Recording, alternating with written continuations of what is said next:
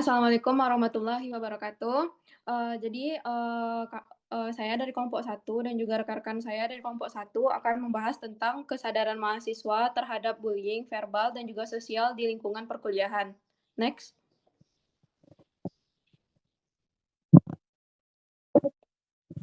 Yang di mana anggota kelompok satu adalah yang pertama, ada Dwi, yang kedua saya sendiri Hilma, kemudian ada Latifah Hanum, yang keempat ada Gozi, yang kelima ada Meza, yang keenam ada Dava, yang ketujuh ada Atta, yang kedelapan ada Nela Putri. Nah, selanjutnya materi akan disampaikan oleh Latifah. Baik, di sini kami mendapatkan latar belakang dari bullying ini sendiri. Jadi bullying ini tidak selalu berupa kekerasan fisik. Jadi berdasarkan hasil observasi dari kami dalam beberapa minggu terakhir ini didapatkan banyak kasus bullying Bullying itu verbal dan sosial dilakukan terjadi secara tidak melalui akan kata-kata seefektif. atau perlakuan yang Tidak melukai sepenuhnya hati akan dan efektif membuat jika hanya seseorang menggunakan terasingkan. perilaku dari Dan di mahasiswa. dunia perkuliahan Benar-benar yang penuh perilaku itu penting, interaksi namun jika seperti tidak kelompok didukung, tugas, itu biasanya organisasi, tidak dan juga efektif. Bagaimana sebenarnya pergaulan, efektifnya? bullying ini Biasanya, sering dianggap biasa atau hanya candaan. Padahal biasanya, dampaknya bisa mempengaruhi mental, prestasi akademik, biasanya hingga hubungan bully sosial ini jika hanya mahasiswa. sekedar berdasarkan dari perilaku itu hanya peta sementara. Terus kesadaran itu memang penting, tapi kalau Nah, misalnya di sini ditangani dari tujuan kampus, dari sementara sosialisasi tanpa ada kami aturan, itu agar kita sesama dapat penulis memahami dan status bentuk-bentuk sering bullying takut untuk verbal melapor, dan dan sosial, kalau hanya mengeluarkan mengenali kesadaran itu biasanya penyebabnya, menjadi dan sifat juga mengetahui sementara. dampaknya dan belajar bagaimana cara mencegahnya. Next. Nah, di sini bullying sendiri adalah perilaku agresif yang dilakukan berulang dengan tujuan menyakiti, merendahkan, atau mengisolasi orang lain, baik melalui ucapan maupun perlakuan. Next. Nah, bullying verbal ini muncul dalam bentuk menghina, mengejek, memberi julukan negatif, atau juga menyebarkan rumor. Meskipun tidak menyentuh fisik, kata-kata yang melukai bisa mengikis kepercayaan diri korban. Next. Nah, sementara bullying sosial ini terjadi ketika seseorang sengaja dikeluarkan dari pergaulan atau kegiatan dan tidak diajak kerja kelompok atau diberi silent treatment. Bentuk-bentuk ini sering dianggap sepele, tapi sebenarnya sangat merusak. Next. Jadi di kampus, bullying itu bisa muncul melalui senioritas yang berlebihan, gosip yang merendahkan, dan juga komentar kasar saat presentasi atau diskusi. Ada pula kasus teman yang sengaja tidak dilibatkan dalam kelompok. Next. Nah, faktor penyebabnya itu ada banyak, budaya bercanda berlebihan, tekanan akademik, pengaruh teman sebaya, serta ketimpangan relasi seperti junior dan senior. Karena lingkungan permisif, perilaku menyakitkan ini sering tidak dianggap salah. Next. Nah, bagaimana dampak dari bullying ini terhadap mahasiswa? Nah, dampaknya itu sangat besar. Korban bisa mengalami stres, kecemasan, sulit fokus belajar, prestasi menurun, bahkan menarik diri dari lingkungan sosial. Dalam jangka panjang bisa terjadi trauma dan masalah kepercayaan diri. Next. Nah, mahasiswa sering tidak menyadari bahwa mereka sedang membuli atau dibully. Kenapa bisa seperti itu? Karena semuanya dibungkus dalam candaan. Jadi korban takut dianggap lemah, pelaku merasa tindakannya wajar, dan juga teman-teman sekitar sering membiarkannya. Dan juga minim edukasi terkait batasan verbal dan sosial. Next.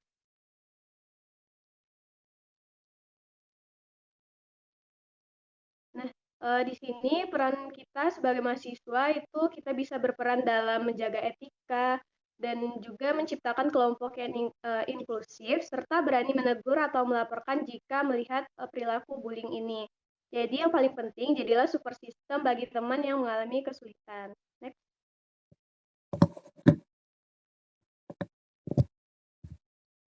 Nah, kesimpulannya, bullying verbal dan sosial ini mungkin tidak terlihat, tetapi dampaknya nyata. Dengan meningkatkan empati, kita bisa menciptakan lingkungan kampus yang aman dan mendukung. Jadi sekian dari sosialisasi kami kelompok satu. Terima kasih atas perhatian teman-teman. Jadi saya kembalikan lagi ke moderator. Nah, oke, selanjutnya kita akan buka sesi tanya jawab. Apakah dari teman-teman ada yang ingin ditanyakan?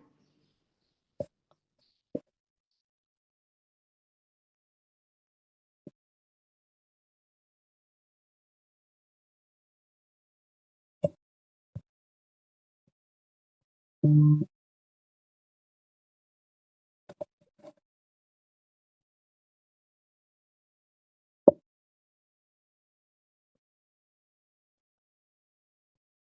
silakan Gani.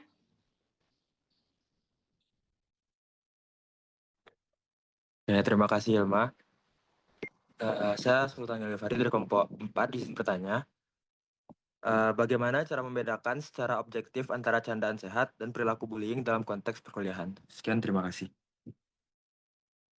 Baik, terima kasih Gani atas pertanyaannya. Jadi, jawaban Gani itu akan dijawab oleh Atta. Silakan Atta. Baik, terima kasih moderator. Baik Gani, saya akan mencoba menjawab pertanyaan dari Gani. Nah, jadi bagaimana cara membedakan secara objektif antara candaan sehat dan perilaku bullying dalam konteks perkuliahan? Nah, perbedaan antara candaan ini, candaan sehat dan bullying sebenarnya dapat dilihat dari niat, reaksi, dan juga keseimbangan relasi kekuasaan dalam interaksi tersebut. Nah, pertama tuh ada niat dan konteks komunikasinya. Nah, candaan sehat ini muncul biasanya dalam hubungan yang sudah saling mengenal, saling menghargai, dan tanpa tujuan merendahkan. Jadi pada bullying verbal biasanya itu mengandung unsur meremehkan, mempermalukan, menekan, atau membuat korban tidak nyaman. Nah, walaupun pelaku menganggapnya bercanda, tapi objektivitasnya dilihat dari si korban atau yang kita beri candaan, bagaimana dia menerimanya, bagaimana efek pada si yang menerima candaan, bukan klaim dari pelaku. Terus juga ada dampak dari terhadap penerimanya nih. Nah, candaan sehat biasanya membuat kedua belah pihak merasa nyaman. Jika penerima merasa tersinggung, sedih, malu, takut, atau tidak dihargai, maka itu mengarah pada bullying. Jadi baik lagi ini tergantung bagaimana respon dari orang yang kita beri candaan. Terus juga ada relasi kekuasaan nih. Jadi biasa dalam bullying sering ada ketimpangan posisi. Contohnya pada senior pada junior, kelompok mayoritas kepada minoritas, juga bisa mahasiswa yang bisa terbilang populer kepada mahasiswa pendiam atau ekstrovert pada introvert. Nah, candaan saya tidak bisa mengeksploitasi ketimpangan ini. Nah, terus juga bisa bullying ini bersifat berulang dan konsisten. Candaan sehat tidak dilakukan terus-menerus terhadap orang yang sama hingga menyebabkan tekanan psikologis.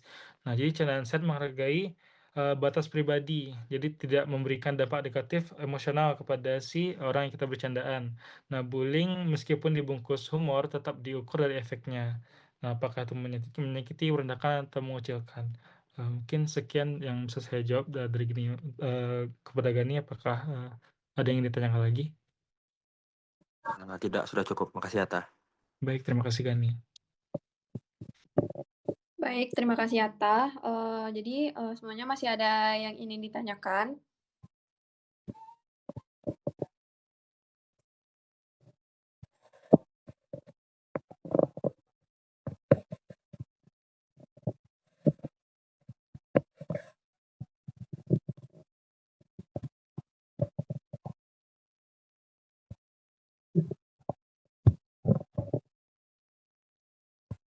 Nah, jadi di sini ada pertanyaan dari Viola yang di mana itu pertanyaannya, jadi sejauh mana nih pencegahan bullying bisa efektif bila hanya mengandalkan perubahan perilaku mahasiswa tanpa dukungan struktural dari kampus? Nah, jadi kelompok kami akan menjawab. Nah, jadi adakah dari kalian ingin menjawab, guys?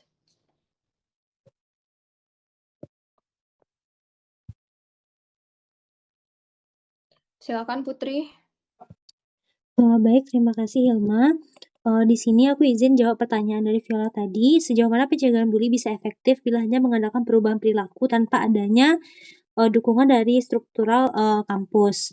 Nah, pencegahan bullying itu untuk keefektifannya jika hanya mengandalkan dari perubahan perilaku itu tidak akan efektif secara menyeluruh karena kesadaran individu itu memang penting, tapi perilaku mahasiswa itu sangat berpengaruh dari budaya kampusnya. Sementara jika pada budaya kampus itu tidak ada aturan sistem pelaporan jelas, maka biasanya orang-orang yang terdampak bully itu tuh takut untuk melapor.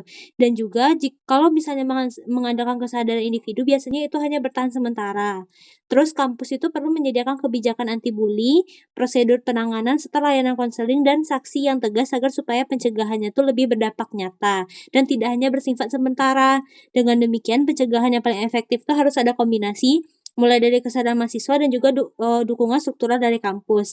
Jadi Jika keduanya ini bisa menjadi suatu gabungan atau kombinasi yang bagus, itu pencegahan dari bully ini akan lebih baik dan tidak hanya bersifat sementara namun bisa berkelanjutan. Karena keduanya itu saling memperkuat untuk menciptakan lingkungan yang aman dan bebas dari bully. Jadi mungkin dari teman-teman mungkin ada tambahan atau pertanyaan lain?